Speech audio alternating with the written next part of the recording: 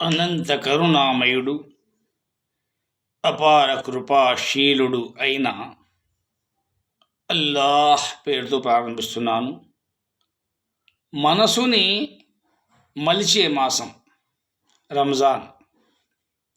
రంజాన్ అంటే కేవలం ఆకలిని ఓర్చుకోవడం కాదు, మనసులోని అలవాట్లను మార్చుకొని వ్యక్తిత్వాన్ని కొత్తగా తీర్చిదిద్దుకునే ఒక పవిత్ర ప్రయాణం.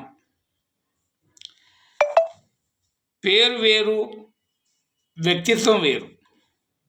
చాలామందికి సమాజంలో మంచి పేరు, రిక్యుపరేషన్ సంపాదించుకోవాలనే తపన ఉంటుంది. కానీ పేరు అనేది పైన కనిపించే కవర్ వంటిది, క్యారెక్టర్ అనేది లోపల ఉన్న వస్తువు వంటిది. మనుషులు మన పేరును చూసి మెచ్చుకుంటారు, కానీ దేవుడు మన క్యారెక్టర్ను చూసి మనల్ని ప్రేమిస్తాడు. రంజాన్ మనల్ని అద్దం ముందు అందంగా కనిపించమని కాదు, అల్లా ముందు పవిత్రంగా ఉండమని నేర్పుతుంది. అలవాట్లే మనల్ని మలుస్తాయి, మనం చేసే పనులే మనల్ని గుర్తిస్తాయి.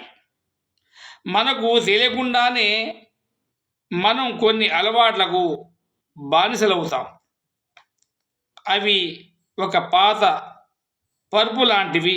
వాటిలో పడుకోవడం హాయిగా ఉంటుంది, కానీ బయటకు రావడం చాలా కష్టం. రంజాన్ మనకు ఆ కష్టమైన పని సులభతరం చేస్తుంది.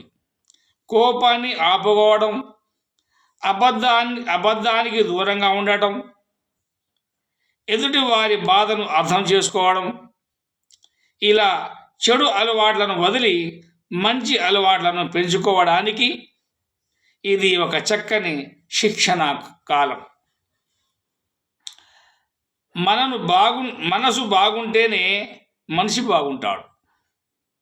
ప్రవక్త ముహమ్మద్ సల్లల్లాహు అలైహి వసల్లం చెప్పినట్లుగా మన పనులు సరిగ్గా ఉండాలంటే ముందు మన హృదయం సరిగ్గా ఉండాలి. ఈ నెలలో మనం చేసే ఉపవాసం మన కడుపుకే కాదు, మన కళ్ళకు, చేతులకు, మాటలకు కూడా వర్తిస్తుంది. అంటే చెడు చూడకుండా, చెడు చేయకుండా, చెడు మాట్లాడకుండా ఉండటం.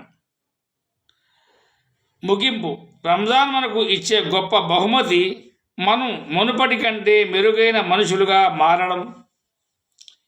ఈ 30 రోజుల క్రమశిక్షణ మన జీవితాంతం తోడుండాలి. మనలో మార్పు తెచ్చుకోవడానికి ఎప్పుడు ఆలస్యం కాదు. ఈ రంజాన్ నుంచే ఆ మార్పు మొదలవ్వాలి. అల్లా మనందరికీ ఈ విషయాల పట్ల మంచిగా అవగాహన చేసుకొని తమ జీవితాలను తీర్చిదిద్దుకొని స్వర్గానికి అర్హులయ్యే మహాభాగ్యం ప్రసాదించుగాక. అలాగే ఎంతోమంది మానవుల్ని ఈ రంజాన్ మాసంలో సన్మార్గాన నడిపించే మహాభాగ్యం ప్రసాదించుగాక. ఆమీన్ యా రబ్బల్ ఆలమీన్.